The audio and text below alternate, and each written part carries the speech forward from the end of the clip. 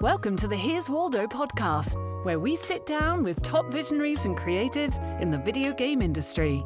Together, we'll unravel their journeys and learn more about the path they're forging ahead. Now, let's get started with the show. Hi, I'm Lizzie Mintus, founder and CEO of Here's Waldo Recruiting, a boutique video game recruitment firm. This is the Here's Waldo podcast. And every episode, we dive deep into conversations with creatives, founders, and executives about what it takes to be successful. You can expect to hear valuable lessons from their journey and get a glimpse into the future of the industry. This episode is brought to you by Here's Waldo Recruiting, a boutique recruitment firm for the game industry. We value quality over quantity, transparency, communication, and diversity. We partner with companies, creatives, and programmers to understand the why behind their needs. Today, we have Jen Donahoe with us. Jen is a publishing, marketing, and growth leader with over 20 years of experience at major global game, toy, and entertainment companies. She started her career in the toy industry at Hasbro, Disney, and Mattel before moving to the game industry, where she led marketing and growth teams at EA, Zynga, Scopely, and Riot. She is currently a marketing consultant at Beta Hat and Jade Inferno Consulting. You can also hear her on the game industry's leading podcast, Deconstructor of Fun, This Week in Games. Let's get started. Okay, you're a strategic marketing consultant. Can you tell us more about Jade Inferno and Beta Hat?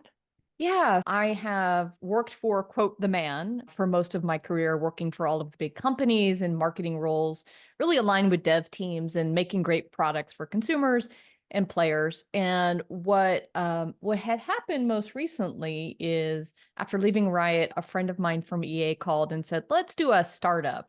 And so I dipped my toe in the startup area and things were going really great until last year, when we secured a deal with Snapchat, the social media app, and we were going to do a long-term deal with them. It was announced publicly. We were super excited, and we thought we kind of had made it in the sense of startup land. The economy tanked. Snap canceled its entire games division.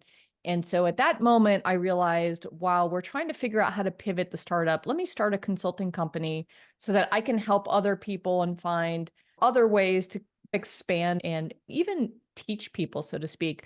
I love Yoda-ing. I make Yoda a verb, and I love helping others. And so this was a great way to do that. So I've been on my own for maybe around 5 or 6 months now. And then ironically, through the podcast, Deconstructor of Fun, one of the listeners, who is Stan Kwan from Beta Hat, reached out and said, hey, I run a boutique consumer insights company called Beta Hat. Would you like to partner up? The idea and the thesis there is that if we have consumer insights in marketing, 1 + 1 = 3, we can have more actionable insights for game developers and marketers at game companies if we pair up. And so that has been a partnership for the last maybe just 2 months. Like, we're really new into it, but so far so good. Like, it's so fun to work on that, either the concept development side or even a marketing effectiveness type of research or things that we do. So that's a little bit of the journey of working for the man, now working for myself and working from home every day. My cats love it, I have to say. And COVID changed anything, right? Like, not leaving your house is now okay. Yeah, I know. Sometimes I go out during the middle of the week and then I realize I haven't really been out of my house except for to walk my dog in a couple days.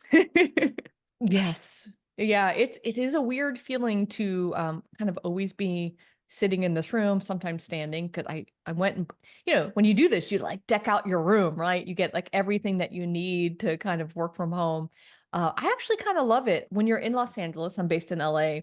When I was going to Riot, and Santa Monica is 12 miles away from where I live in the South Bay, it would take me an hour or over an hour each way. So that's 10 hours a week of my life that, in a sense, I was losing to commuting. And while hybrid is a thing, and I'm sure you talk about this all the time when you're recruiting for companies, remote versus hybrid versus all in again, I think a lot of people, when they think about choosing their next company, really think about that work-life balance of, do I need to go in? I got a buddy who has to go down to Irvine to Amazon Games, and he lives kind of up here in LA, and that's like a hell of a commute that he has to do. And now he has his third kid, a little baby. And so he's Yeah. trying to work out that work-life balance. What are you hearing from people and what they want to do in terms of for their next job?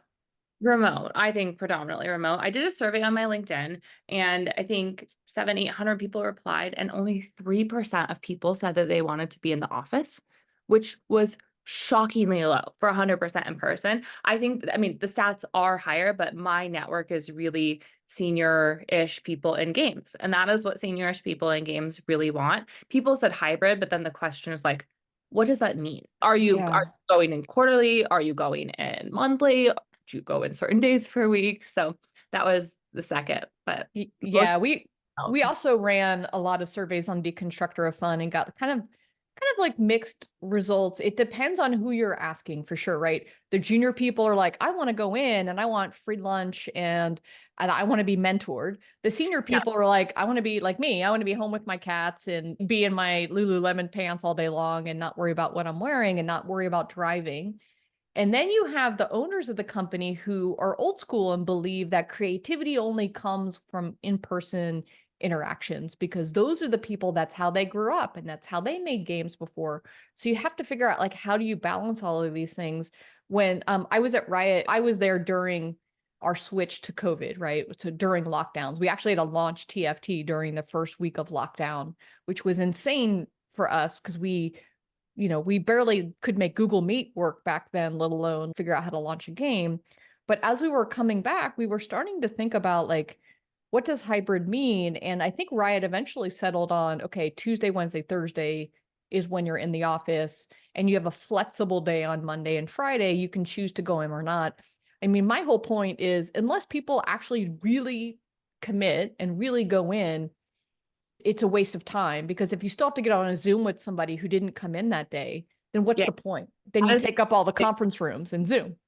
Yes. I mean, so many people tell me, oh yeah, I go in the office, I commute so many hours per week just to go sit on Zoom. So it's definitely a big complaint. But right now it is very much a candidate or a company's market, not a candidate market. So I think companies are able to say, hey, we want you to be here, but we'll see. I mean, things will shift again. And I really think that companies just need to remember that you have the upper hand right now and you can do whatever you want to do. But the way that you act now, the way that you treat people, the way that you lay off people that are in meetings in the middle of the day and treat people terribly will be remembered when the economy shifts and people will not want to work for you. Yeah, that's very true. I've heard a lot of quotes that say for an employee, how you leave a company is incredibly important because our industry is so small. You have to make sure that you develop a good reputation in good times as well as bad times. And I think right now you're right that companies actually have to think about this, which is why I'll point to Riot again. We talked about it on the podcast recently, is the way that they decided to lay off the 530 employees was probably one of the best layoffs I've ever seen in terms of what they were giving to employees, how they did it, letting them keep their email for a few extra days, not escorting them out like they were criminals, right? Basically treating people like criminals. And so I think what I was trying to do with my LinkedIn post recently too is point people to, hey, if you have to do this, we know it's happening. Here's how you should treat people. Because now Riot has a good reputation when they do get things but going again, like, okay, they treat their employees really well. So I agree with you. I hope people are paying attention because it is about respect, integrity, and how you treat people in bad times. Yeah. And it's the same when the candidate market was frothy, right? If you're ghosting your interview and treating people poorly, just the same. So I think people should always remember, like, how do I want to be treated when I'm interviewing? That's the same way I should treat a company and vice versa. Very true. Very true. So you said that 1+1=3, and I know you have a lot of thoughts about consumer insights and marketing working together. Can you share a little bit more about that? Yeah, I think that often in the game industry, people really focus on the creative side, right? Like, oh, the creative visionaries. What's interesting in the toy industry, it's a very business led. So the marketers are the quarterbacks, to use American football speak. They're really kind of leading the charge of we should do this. And then they work with the design team or the creatives to actually make all of the products. So video games are flipped, right? It's very creator led. And the creators often think, oh, marketers, you come in a little bit later and just sell our stuff. We make great stuff. You just show it to people. And so what everyone needs to know is that great products are made for players when developers and marketers work together, because the insight is that you want to make sure that you're making the right game for the right player. And if you are making the game for you and you are not the audience, then you might have a mismatch in the product that you're making and what the player really wants from your specific game. So the story I'd like to tell is that my very beginning of my career, I was working at EA and we had the Hasbro license. We were making a game called Littlest Pet Shop. It's a Hasbro brand with cute little animals for 8-year-old girls. And so the idea was we went to the studio that was based in Salt Lake at the time.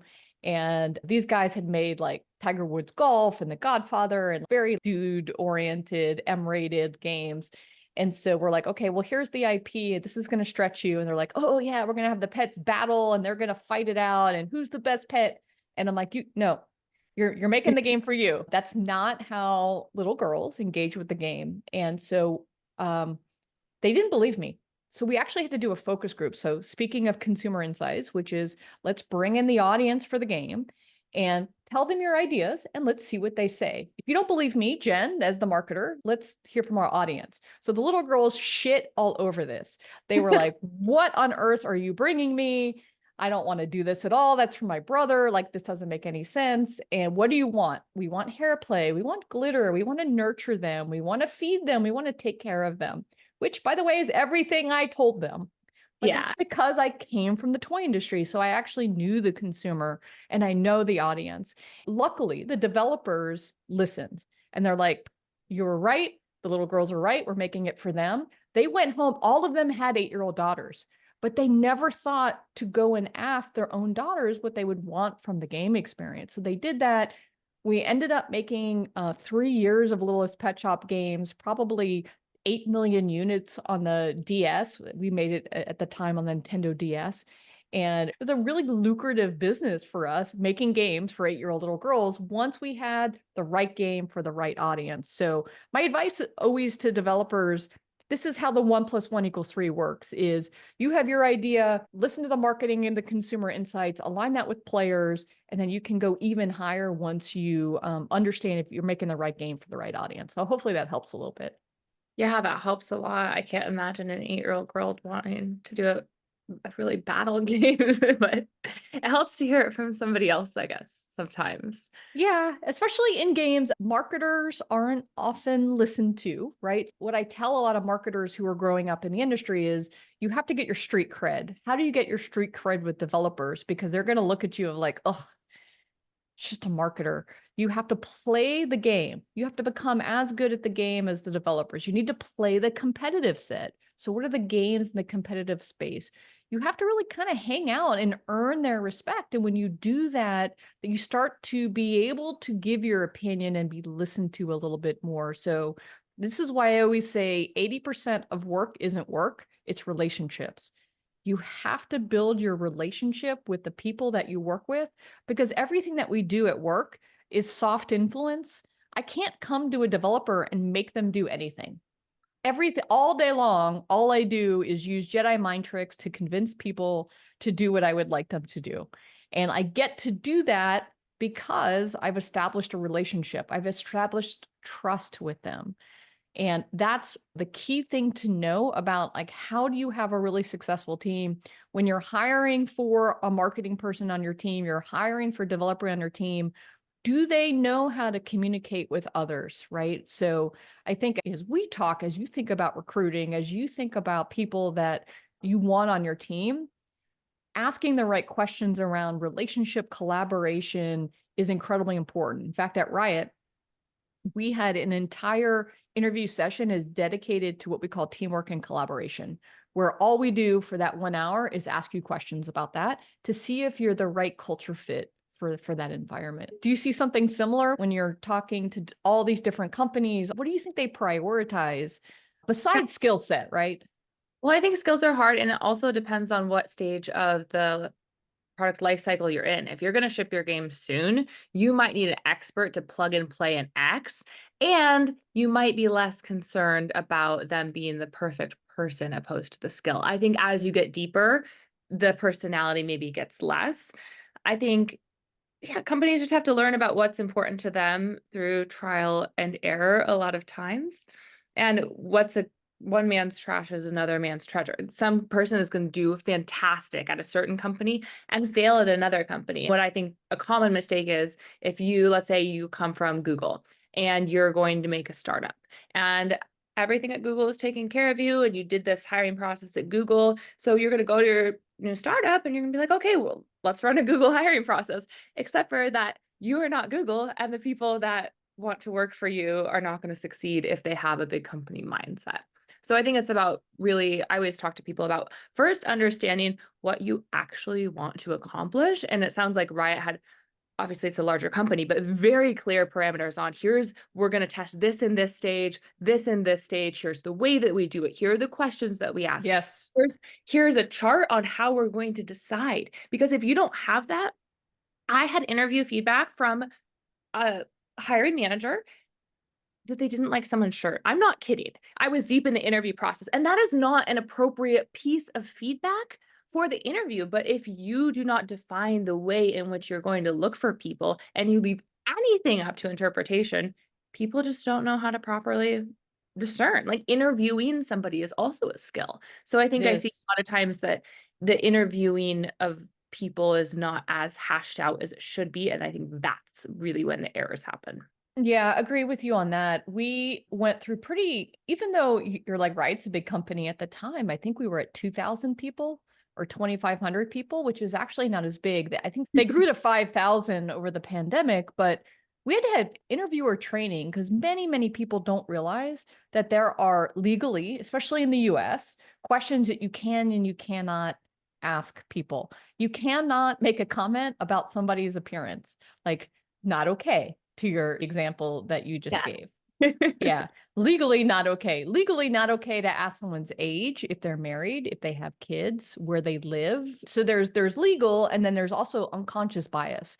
And so you want to try to eliminate as much unconscious bias as you can from that process, which is really difficult to do, which is why I really think that a lot of people that interview need to be trained, because it is a skill. It is not just, I'm going to sit down and talk to people, because if that interviewee likes the same games that you do or likes the same TV shows, you're going to like them.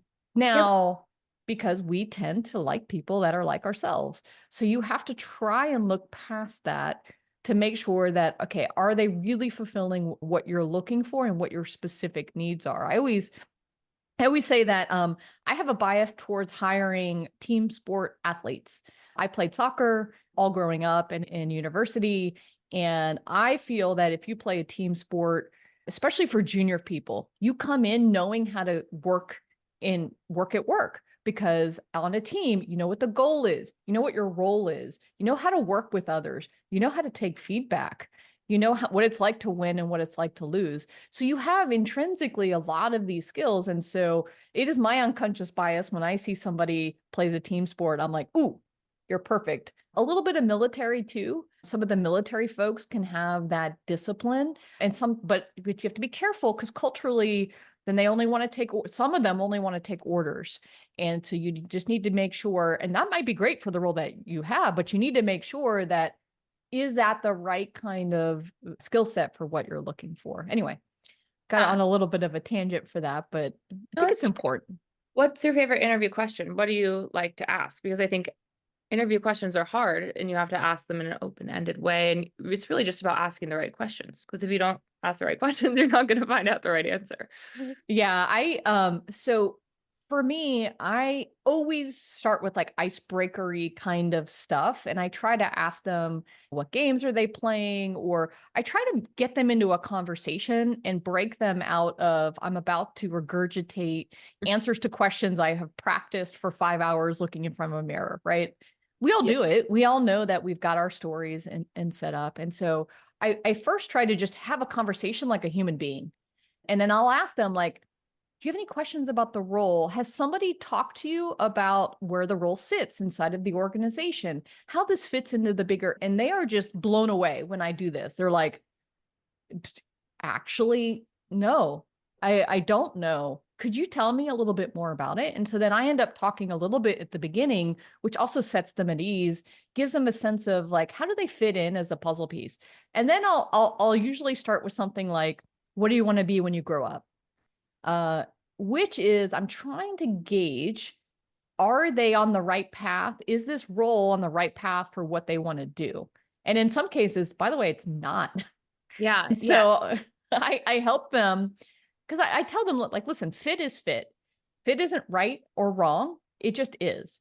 And, I used to have many interns and mentor many different types of folks. Like career advice is one of my weird superpowers that I just have that I actually don't monetize, but it just is. And so people call me for advice.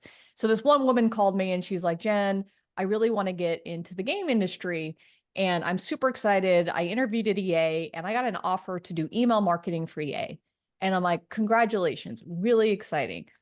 However, I thought you said you wanted to do digital marketing for social media or something else. And she stopped in her tracks and she's like, oh my God, you are right. I was so excited it was in the game industry. I didn't even realize it's doing something I would absolutely hate. And so she actually declined the job because she didn't realize that it wasn't helping her get where she wanted to go in her career. So I think people have to remember that. And I think as interviewers, we have to help remind people and help make sure that they're there for the right reason, especially if you're at a big, like when I was at Riot, I had to kind of make sure that they weren't just trying to get into Riot and get a foot in the door, that it was really the right thing. Because so many people, I mean, I'm sure you get the same thing, is my LinkedIn messages is everyone I ever knew, their kid is now old enough to be like, my kid is right out of college and wants to work at Nintendo, Riot, or Blizzard. How do they do that? Ways. Yeah. Yeah. And I have to do the advice, which is I get that they would love that. Wouldn't we all? However, those companies are looking for deep experience in the game industry. My recommendation is go find one of the many small, medium, indie companies, get some experience at some of the companies you might not know their name. And then in 3 to 5 years, it'll be a great opportunity to lane switch over into the bigger companies. That's how you get in. No one wants to hear that though. If that is what you actually want to do, like, why do you want to work at a big company? Do you want that name on your resume? I mean, if you love their games, that's one thing, but I think people forget, and I'm like a career counselor, basically. Like, you are going to work at this big company and you're going to work on Red Dead Redemption and you're going to do rendering for water. But you're going to work at a startup and you're going to have this breadth of experience. So it might be great for your resume. You might want the money. You might want your parents to say that they know, like, my kid works at so-and-so. Yeah. If they respect games, but like, what is it that you're trying to prove? Do you have a lot of expenses in your life? So you want to work at a large company? That's fine. I just want to get that on the table. That's okay. That's a fine reason, right? But I think people think that the thing they want is something else than what they actually want. And money is even another, the most confusing factor, right? This company is, once you're at a certain threshold, let's say I'm making $200,000 and I live in Tennessee, right? You're probably living comfortably. And I have a $200,000 and a $215,000 offer, and I'm inclined to go with the 215. And it's like, do you like that company? Like you said, is it going to get you in the right direction? Yeah. Does it spark joy? So one of the things I had the pleasure, my very first job out of college was at Hasbro making Star Wars toys. So I literally got my dream job as my very first job. And after 3 years working on Star Wars, what I can say is, just like anything else, there are pros and cons to working on things that you absolutely love. Once you get to see behind the curtain, kind of Wizard of Oz like, it can sometimes destroy your love for some of these IPs. I would say that I needed a break from Star Wars after 3 years on it, around the episode 1 timeframe. And so sometimes working on the big brands can also mean less money, mean less opportunity, mean it kind of kills the joy that you might have for some of those things. I think we all as humans just are like, I want to only do what I love. But once you get to do that, you realize that you put all your eggs in one basket. And so it's kind of the caution that I give some people. Also, sometimes when you go and work on the big things, you have to realize you're a cog in the wheel. Like you said, you might be designing the water. When you are on the big games with a couple of hundred people as developers, your ability to influence or your vision isn't necessarily going to be what happens. And so some people are really frustrated by that. They're frustrated that they don't have the authority to make a lot of decisions because you're at your person number one of 1,000 on League of Legends or whatever it is. Plus, you have to answer to players, right? And then what the players want, and you have to be open to that. So anyway, pros and cons to working on what you love. Yeah, can you talk a little bit more about your career, the early days, and just working on all the different toy brands? Any specific stories, highs and lows from that experience? Oh, yeah. So my first half of my career was in the toy industry. I said, so coming out of university, I really wanted to work for a toy company, a comic book company, or a video game company. I just happened to look through my alumni directory and find somebody that worked at Hasbro. I gave him a phone call and he took my call.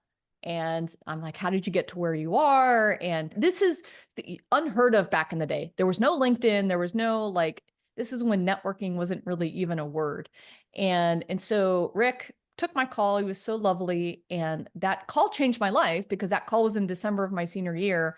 And once I graduated, just a couple months after I graduated, he called me back and said, listen, we need an intern on Star Wars. Are you available? And I said, I'll be there in 2 weeks. And so I moved to Cincinnati, Ohio out of nowhere to do that job because I had been proactive in reaching out. So today I take the call, right? When people LinkedIn message me or people from WashU, which is where I went to school, Washington University in St. Louis, I always take the call because it's karma points, right? Like he actually asked, he's like, someone was nice to me and took my call when I was in your position. And so pay it forward. So that's why I do mentorship programs still to this day. I have 2 mentees at USC. I try to give back. I have an intern at Jade Inferno Consulting, trying to really help him navigate getting into the game industry and breaking into it. So once I got into Hasbro, it was really about how am I a sponge to learn everything I possibly can? When I got there, they said, hey, congratulations, you're an intern. We keep our interns for 6 months, and then you probably need to go on your way. And I said, well, I'm probably going to be the first person who changes that rule. And I think you're going to be the first intern you hire. And they're like, patted me on the head. Yeah. Oh, sweet child. You're so cute. You're so adorable. And so this is this is going to date myself, but I started to run the Star Wars website for toys, not for the main site. So I started to, in a sense, become a community manager before there was such thing as community management. And it comes to the end of my internship and they're like, oh shit, we can't let you go because you run the website and you are the one talking to the community. I was going and speaking at conventions to thousands of people. I was 23 years old talking about Star Wars action figures because it was such a big deal and still is a big deal to this day. And so I became the first intern that ever got hired at Hasbro because I decided to make myself indispensable. I went in, I saw a need state, I really fulfilled that, and they couldn't, in a sense, let me go because I had done that. Now, it's really hard advice for people to do, but the advice that I give junior folks when they're trying to break into the game industry or trying to break into any industry is I call it the P's. So proactivity is one of them. Personality. So coming in and making sure that it's to that earlier bullet point we talked about relationships. You need to have something about your personality. Like, I want to come to work every day and work with you, Lizzie, because you're so fun and you're positive and you get shit done. And so having that kind of personality, really works. The proactivity, like I mentioned, there's more P's and why am I forgetting them? But that gives you the idea of some of the advice that I give to folks. This is what you need to go and do to do that. So from a brand, standpoint, Batman, Transformers, there's a Power Ranger helmet right there that is in a original pink Power Ranger helmet and a sword from Ninja Storm. So I spent 5 years working on Power Rangers, where I was the only woman who would fly over to Japan and meet with Bandai, who made the toys. It was me and 20 Japanese guys sitting around a table and then going out to karaoke and singing Power Ranger theme songs in Japanese. And again, I'm a white woman going to Japan. I'm like literally the only one there. And how do I get these people to listen to me? So number one is I learned a little bit of Japanese, very little, and I learned it with good pronunciation.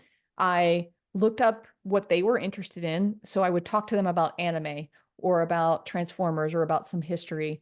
And I showed them my love of Power Rangers by understanding the lore and the history. And so through that, I was able to say, hey, why don't we put an ATV in the show and make a toy of that? It became one of our best-selling SKUs in the line because I was able to convince them to do those kinds of things. So that was my run at Disney. So actually Power Rangers was at Disney, and wow, that was amazing in two ways. It was the worst run of Disney movies almost of all time. Like the Disney movies during that Home on the Range, Chicken Little. You're like, what are even these movies? It was also some really great Pixar movies, Nemo, Monsters, Cars, and then Toy Story, all of those. So it was great having what was called, in a sense, a franchise manager role. So I got to lead Toy Story or Power Rangers across all of Disney and say, okay, from an entertainment standpoint, what's our strategy? From a consumer product standpoint, what happens in the parks? So in a sense, I was a franchise manager for the boys brands before Star Wars and Marvel even got there, which I'm so sad that I missed the whole day of the biggest boys brands coming to Disney. So I'm just kind of rambling through a bunch of different stuff about my early days, but there's so much fun in working with on Zack Snyder's Justice League, right? And people, I'm sure that's polarizing, but when you get to go to the set of Suicide Squad and meet Margot Robbie, who walks up to you in full Harley Quinn gear and in her bubbly Australian accent starts talking to you of like, oh my God, I am so excited about the action figures. My 7-year-old nephew cannot wait. I am so excited to meet you all. I was like, hi, Margot Robbie. Hi, you're really cool. And you're talking to me nice, but you look like Harley Quinn with your bat right now. It was like the juxtaposition of that. So I like to say that I orbit Hollywood in all of the roles that I had is, meeting Johnny Depp in Pirates of the Caribbean to going on set of all of these different movies. It makes what we do really fun. I don't know. No, I think you have to connect it. Like, what's the bigger picture, right? And to know that a 7-year-old kid or all these little girls love your game, and to get the feedback really makes it matter. I always talk to people in their search too, right? What's your purpose? What's your why? And figure that out, because once you're really clear on that, and if you have meaning to your job and you get Yes. cool experience, you'll do better at your job, your product will be better, everything will be better. Yeah. So what I say to people, so people ask me this and I say, I want to work with cool people, doing cool shit, have fun doing it, and have products that put a smile on people's face. That is the lens that I try to make judgments on what I want to do in my career. And it took me a while to kind of solidify those things in that order, because working with cool people, and by cool people, I think you could extend that to be like people that share the same values that you do, want to approach work in the way that you want to approach work. So for example, I worked at a medium-sized, like a later stage startup. The CEO is a Israeli tank commander. So all Israelis have to go into the military, but he was particularly hard. And the Israeli culture is also very, very male dominated. And so that was an environment that wasn't a fit for me because he worked best by yelling. And for me personally, some people are motivated by that. Many athletes talk about how getting yelled at is motivating. It is not for me. And so I realized that that was a culture and a fit that just wasn't my jam. And that's okay, right? Like some people respond to that, some people don't. So that helped me really hone, like, hey, what are the types of environments that you can thrive in? And trying to find culture fit is as important as, in a sense, work fit. So my advice to people you talk to is look up the values of the organization, talk to people, not just about the work. Sure. Does this get to where you want to get to in your career on a skill set and a discipline standpoint? But is this the environment for you? Is this the culture for you? And how do you go to lunch with somebody and just ask them about what it's like to work there? How do people resolve conflict? What is it like? How do managers listen to you? So that's just I think, as important as discipline. What do you want to be when you grow up? Yeah, in reverse, kind of. Okay, you talked about being the only woman in Japan. Just having the best visuals as you were telling that story. I would love to see the video of you singing Power Rangers Uh-huh. karaoke. If that's out anywhere, please send it over. And I listened to Deconstructor of Fun, and you had a great podcast about conferences and women. I would love for you to share your thoughts about what we can do to be more inclusive towards women in the games industry. Oh, yeah. I'd like to be a little bit of the voice, but not be too heavy-handed about reminding our audience is 85% men for Deconstructor of Fun. In the Hmm. game industry, the audience is 75% men of people who actually make games in our industry, only 25% women and non-binary folks. Then you get into other underrepresented groups and you get even smaller. I think Blacks in gaming is 4%, Latinos in gaming is like 2%. And so there's that. So I try to bring diversity oriented topics just for the sheer fact of, hey, for most of you white guys listening, here's some advice on how to be a great ally. And so one of the things that had come up about GDC and some of the other events were that we're still encountering issues with men behaving badly towards women in many different overt situations and even unconscious bias situations. And one of them was having meetings in hotel rooms. I just nonchalantly said, hey, everybody, can we stop having meetings in hotel rooms? Because let's not even go back to this is how the Me Too moment started. Me Too is because Harvey Weinstein invited women up to his hotel room, seemingly to do business, and then did a lot of inappropriate behavior. So for many women, that is an alarm bell that goes off at a cellular level inside of our bodies that this is not safe. And so why on earth would you want to have a business situation that made anyone that you work with feel unsafe? I thought this was obvious. But again, because as women, we know what it's like to feel unsafe. We don't know that men don't know what it is like to feel unsafe in those situations. They don't even think about it. It has never crossed their mind. And so when I brought that up, a lot of the guys were like, oh, I don't understand, but where else are we going to meet? Like that was their first question was, where else are we going to meet? Not like, well, help me understand why you feel unsafe. Like I'm deeply troubled why this is something that bothers you. And Yeah. so I think that in just bringing those types of topics up and thinking about, so for many people, for many men, they reached out and they were like, I had no idea. Thank you for bringing that up. We are, as a company, we will strive to find other solutions. If we can't, one of the solutions that we'll have is we'll get a suite. No one will ever use the bedroom. We'll close the door and we will keep the main door open to the hallway and we'll have multiple people in the room and we'll disclose that this is what we're doing so that everyone knows that like we are only using this as a meeting room. And I'm like, okay, we're starting to get there, right? At least there's recognition that that is a situation. What did you think when, we talked about that? How did you feel?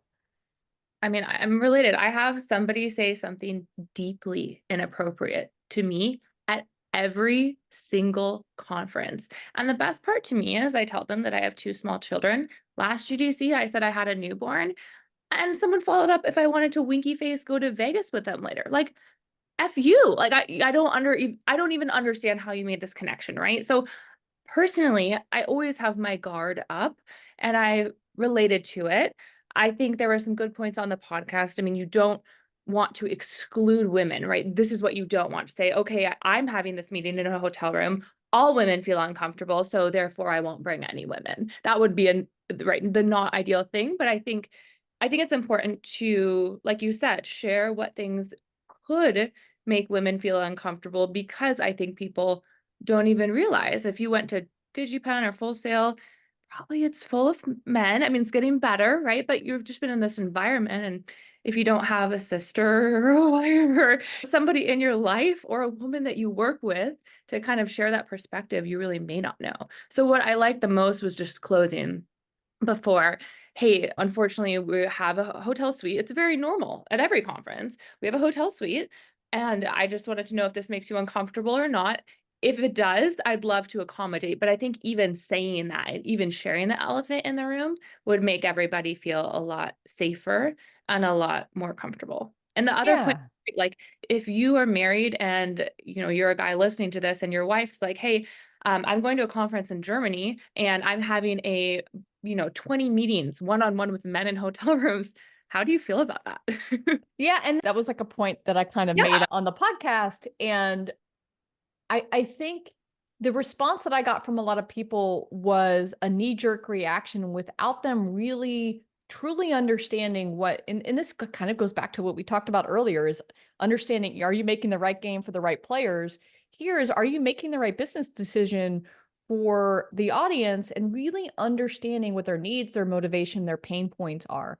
And so it's also empathy, right? Is how do I put myself in somebody else's shoes and I have no idea.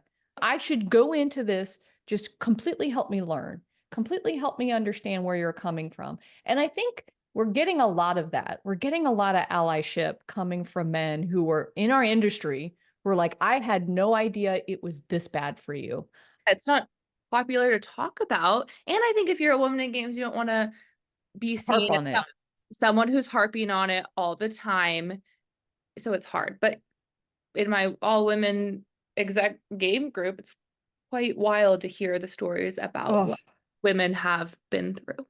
and we're talking a little bit about the overt stuff. A lot of times when I work with my coworkers, women, we talk about how do we battle unconscious bias, or how do we help men with unlearning the learned behaviors of talking over somebody, of not attributing credit to people. There's a lot of those things that come up. We actually had a topic today on the podcast. By the time everyone listens, they'll figure out what I'm talking about. So at Blizzard, they just announced the new president of Blizzard is a woman named Joanna Ferries. Maybe I might be getting her last name wrong. And listen, I was so thrilled. A woman, and a woman of color, promoted to a large role. And we already have Sarah Bond, who is president of Xbox. Super excited. And I said, like, listen, I'm challenged to have this nuanced conversation because I'm very excited to have more diversity in our space. However, her resume may make it challenging for many people to see, why did she get promoted to that role? She had only been in games for 3 to 5 years. She was Call of Duty esports. She was Call of Duty GM for maybe 2 years before getting promoted into this role. And Blizzard, by the way, is an organization and a culture like Riot, that's like a cult, that is very creative. It is very creative led. It is not very business led. And her background, like mine, is marketing. And so you've got a lot of, in a sense, uphill battles for her.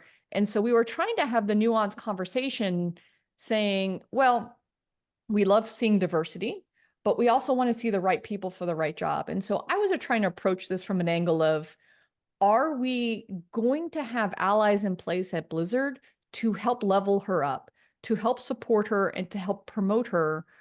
Because I am worried without that allyship from many of the white guys who have been there, then she's gonna fail, not because of anything she did wrong, but Yeah. because there are going to be so many people trying to tear her down.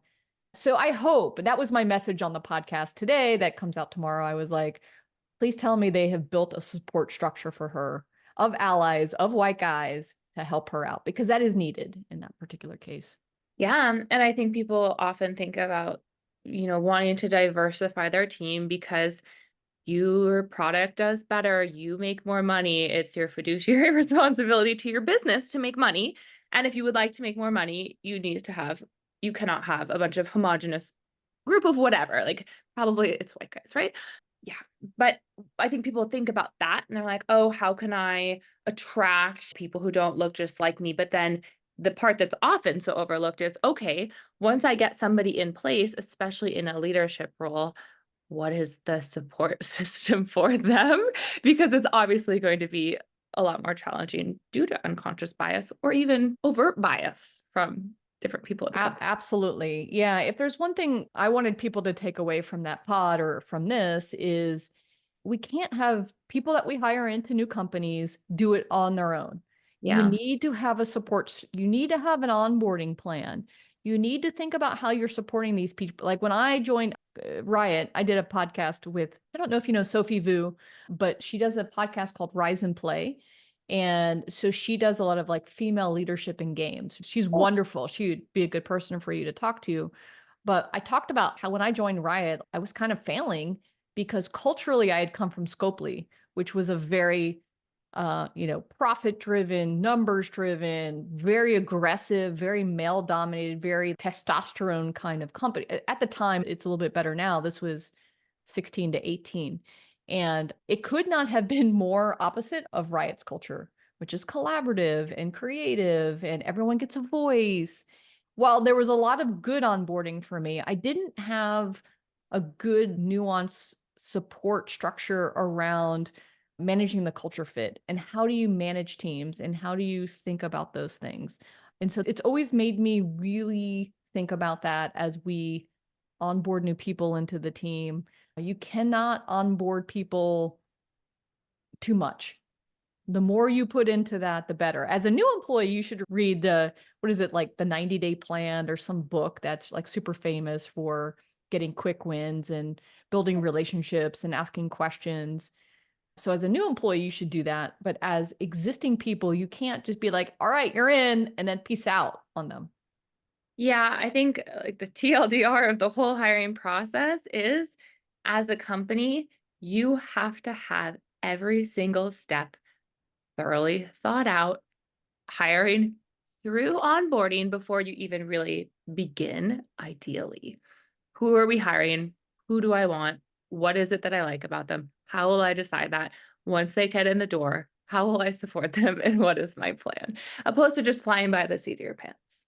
Agree. And I'm sure that frustrates you as a recruiter. You are, in a sense, it's almost like the mafia. You're vouching for your clients. You're also vouching for the applicants. And you want it to be a match. You want it to be the billionaire matchmaker or whatever that show is. But sometimes it is. But a lot of times you're like, oh, this really doesn't make sense for X reason.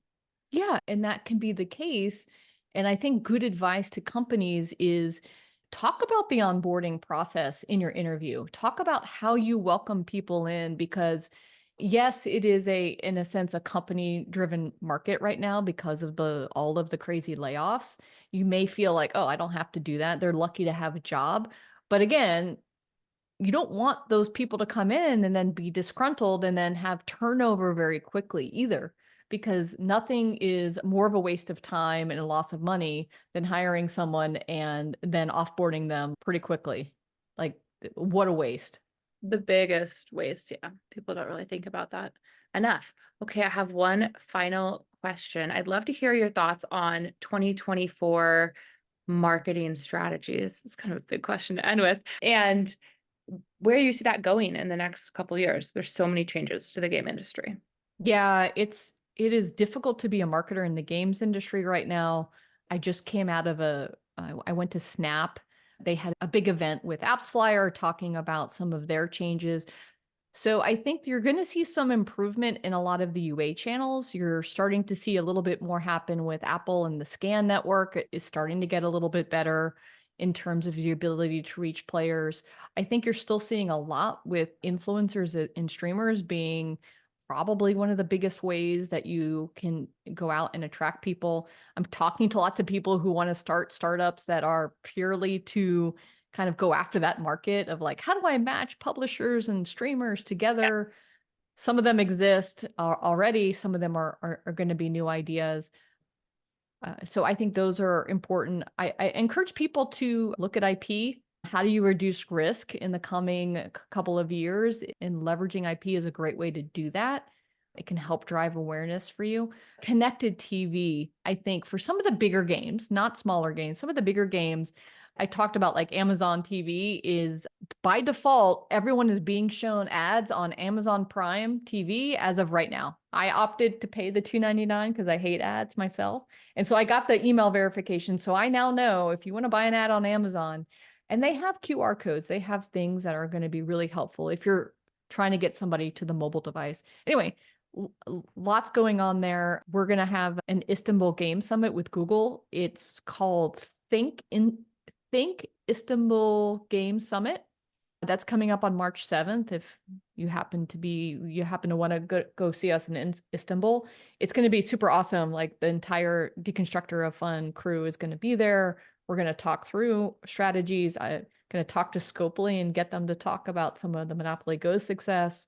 Wow. So it's lots of fun. And then GDC, I think you're at GDC, right? We're going to have to hook up. So many great parties. No, we will. GDC is a blast. So there you go. Yeah. I mean, hopefully I covered some of it. And TikTok, right? Like, how do you not make sure you're leveraging every single thing that you can on TikTok, CapCut templates, a lot of their ad products, the creator challenges seem to be resonating really well if you want to get specific. Great. Yeah, I don't even personally have TikTok. I've been avoiding it. Look at your eyebrow raise. Yeah, like, I don't. A lot of people will say get a burner phone for it. Just some people are suspicious of where that comes from. I am personally finding that my brain is becoming ADD in my old age because all of the content we're consuming is so dopamine hit quick that I'm finding it harder to pay attention to longer term tasks. So I'm like, okay, TikTok, I need to put you over here. Yeah, it is hard and so interesting to watch young kids these days on their phones and just how they navigate through everything. Yeah, You little whippersnappers. I'm like, yeah, I'm just a mom that works. I'm like a grandma kind of. I do stuff. I go to GDC, but I'm not that hip anymore. But you taught me a lot about marketing and you learned about new TikTok strategies. I'll bring those up to my young friends. Got it. So cool. We've been talking to Jen Donahoe, who runs Jade Inferno Consulting and is a strategic marketing consultant at Beta Hat and a podcast host at Deconstructor of Fun. Jen, where can people go to get in touch with you to consult for them or listen to your podcast? Awesome. Thank you so much for having me. LinkedIn is probably the best place. I think I'm under Jen Donahoe there. Deconstructor of Fun is go to the website, join our Slack community. If you want to engage with us there too, you can also DM me there. Listen to the podcast. We have a lot of fun. We represent a lot of different views and you get your news. We cull through all of the news of the week and give it to you in an hour consumable content. Listen at a faster pace because I'm really smart at 2x speed. I sound really, really smart. So that would be my advice. Thank you, Jen. Thank you. Thanks so much for listening to the show this week. To catch all the latest from Here's Waldo, you can follow us on LinkedIn. Be sure to click subscribe to get future episodes. We'll see you next time.